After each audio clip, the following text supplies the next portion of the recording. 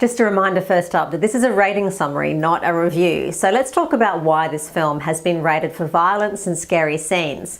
Well, the big question, is it scary? Well, yeah, it is actually. Some of the creatures are quite creepy. They're so well imagined and beautifully designed that they are really quite scary, particularly the hologhasts. The whites are also, you know, they've got their fair share of creepiness as well. So let me describe what these characters are like for you. Some of them are gigantic. There's these huge, gigantic, they look like they're almost on stilts. They're so tall and they have long legs and arms. Some of them have no eyes, big mouths with very sharp teeth. You know, they roar, they have tentacles coming out of their sort of mouth, you know what I mean? So they're quite creepy and scary, and the sort of stuff that nightmares are made of, pretty much. The whites have white glowing eyes. Some of them have weapons growing or extending from their arms, or a single sort of finger, if you like, and you know, tendrils and crazy stuff. And they're also quite aggressive. So that gives you an idea of the baddies in the film. The scene, the film opens with one sort of scary scene fairly early on, where a man is found dead, or appears to be dead. His eyes are removed. Now, the eyeballs being removed is a quite common and consistent theme through the film. And this brings us into the sort of blood and gore section, because there are a lot of eyeballs that you'll see in this film, and they all have that kind of pink tendrily, you know, nerve hanging off the end. A lot of these eyeballs are eaten. So you do see eyeballs eaten, which is a little bit gross. Children, and these eyeballs belong to kids or adults, and also you'll see corpses of animals as well. So you do see dead kids and dead adults through the film. It's not heavily dwelt upon, the dead bodies, but yeah, you definitely get the sense that there's been a body count as a result of this film. So let's get back to the violence a little bit. Apart from all these dead bodies, there's the most of it happens at the end of the film. There's one big fight sequence where it's a little bit chaotic. All kinds of things happen, and including that first scene I was beginning to tell you about. There's, you know, characters are shot with guns and also with arrows. The arrow shooting happens a few times during the film, and you do see arrows sticking out of bodies to indicate that they have been shot. You do see someone have their eyeballs actually plucked out. You see skeletons come to life. There's actually quite a few objects in this film which are animated. There was one character is a resurrectionist, so brings objects or people back to life. And when that happens, you see the organs being inserted, and then these things come to life. There's one scene actually where some reasonably inanimate objects come to life, and then they have to fight to the death. So it's a bit scary actually, that scene too.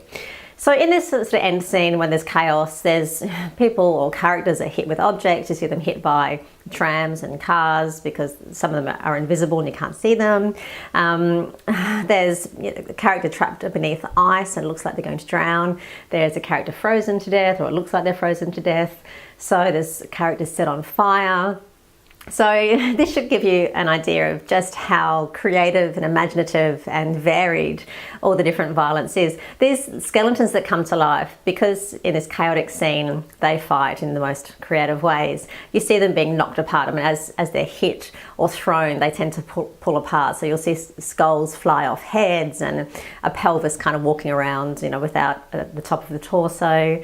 Crazy stuff like that. So it does get a little bit chaotic. So I mean, if you really want to know more about the violence, have a look at the website, because it's listed in much more detail. There's even little things which upset one of the children in the screening I went to, was where a teddy bear was just ripped in two, and it's kind of a comic scene, but this child got very upset by that, because, you know, clearly they have a favourite teddy, and the idea of it being torn in half was something that upset them.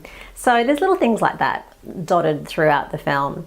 So yeah, gore. There is the bloody. There's the eyeballs through the film. There is a little bit of blood. It's fairly bloodless overall, but you do see a man with a bit of blood on him. You see a bloody hand and some objects with blood on them, but it's not particularly bloody. It's just I guess the gore from the eyeballs and a few dead bodies and some dead sheep and that sort of stuff.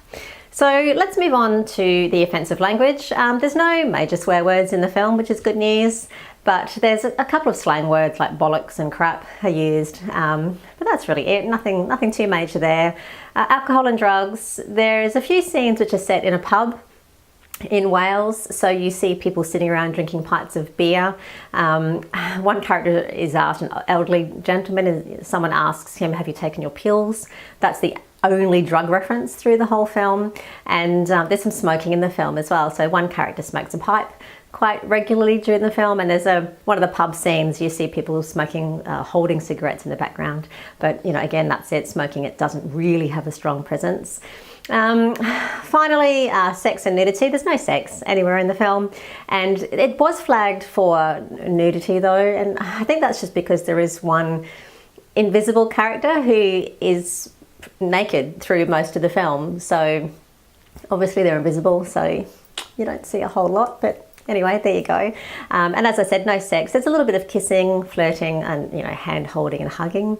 And there's a couple of references. I mean, there's references to dating that might have happened, and also one father figure says that after his father died, he suspected that his father may have been cheating on his mother at some point in their marriage, but that's really the only kind of reference there to any sort of sexual relationship.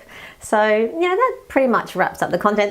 There is a lot more. Like, I do want to stress that this is a very kind of quick run through the content, because particularly when it comes to the violence in the film and how intense it gets. I mean, there's much more listed on the website, but I guess what I want you to know is that it is quite loud and scary, and when those scenes do happen, particularly the holocaust are shot so that they look even taller than they already are, and when they come sort of shattering down through the screen and onto these children, these peculiar children, then it is actually quite frightening. So in the screening I went to, there was a few kids, younger kids, who were totally losing it. Were in hysterics and screaming and hanging on to their mothers and crying. My daughter, who's 9, for the second half of the film, she sobbed. She was upset quite deeply by what she was seeing. And after the film, she said that she did actually enjoy the film, but it was just a little bit too visual for her. And she's a very imaginative child, so this was just a little bit too much for her. So she doesn't want to go and see it again anytime soon, although she did love the world building and the visuals, which are quite stunning. So this one's going to be really hard to recommend an age group for. I guess it depends on you and how well you know your child. But yeah, I mean, I think the board might actually have it right this time, and that some scenes will most definitely scare some children, particularly smaller children. Anyway, as I said, there's more detail on the website, which is cinemum.net.